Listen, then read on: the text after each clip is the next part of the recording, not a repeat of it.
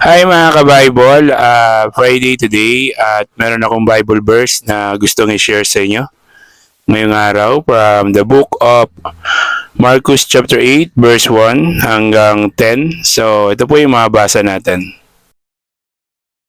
Ang pagpapakain sa 4,000. Nang mga araw na iyon, muling nagkatipon ang napakaraming tao.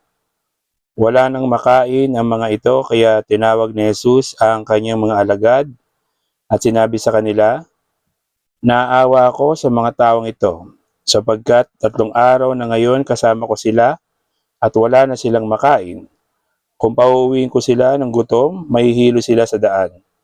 Malayo pa naman ang pinanggalingan ng ilan sa kanila. Ito po ay isang ilang na lugar.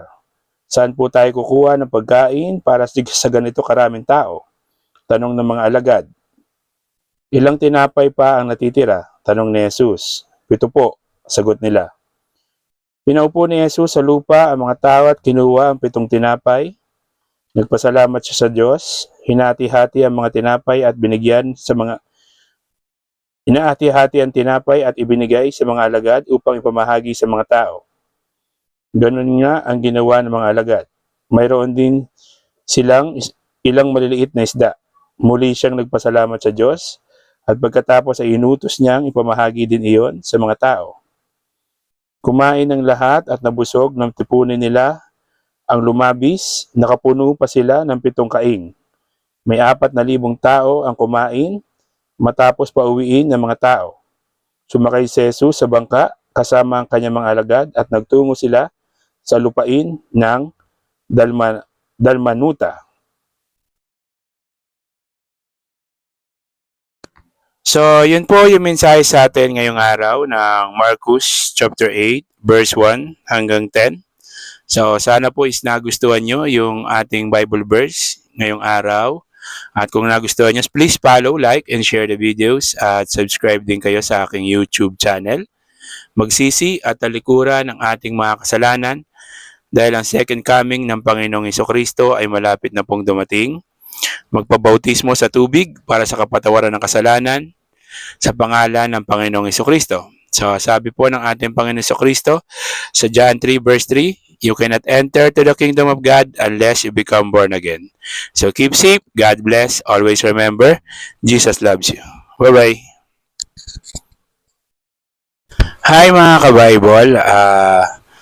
Friday today at meron akong Bible verse na gustong i-share sa inyo ngayong araw from the book of Lucas chapter 9 verse 1 hanggang 6.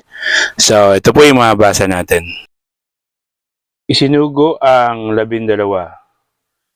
Tinipon ni Jesus ang 12 at binigyan sila ng kapangyarihang mapalayas ang mga demonyo at magpagaling na may sakit. Isinugo sila ni Jesus upang mangaral tungkol sa paghahari ng Diyos at upang magpagaling ng mga may sakit. Sila'y pinagbilinan niya, "Huwag kayong magbabaon ng anuman sa inyong paglalakbay, kahit anuman sa inyo, kahit tungkod, bag, tinapay, salapi o bihisan man. Makituloy kayo sa sinumang tumanggap sa inyo at manatili kayo sa bahay nito hanggang sa pag-alis ninyo sa bayang iyon. Kung hindi naman kayo tanggapin ng mga tao sa isang bayan, umalis kayo roon at ipagpag ninyo ang alikabok sa inyong mga paa bilang babala laban sa kanila. Saan man sila mapunta, ipinapangaral nila ang magandang balita at pinapagaling nila ang may sakit." So, yun po yung mensahe sa atin ngayong araw ng Lucas chapter 9 verse 1 hanggang 6. So, keep safe. God bless. Always remember, Jesus loves you. Bye-bye.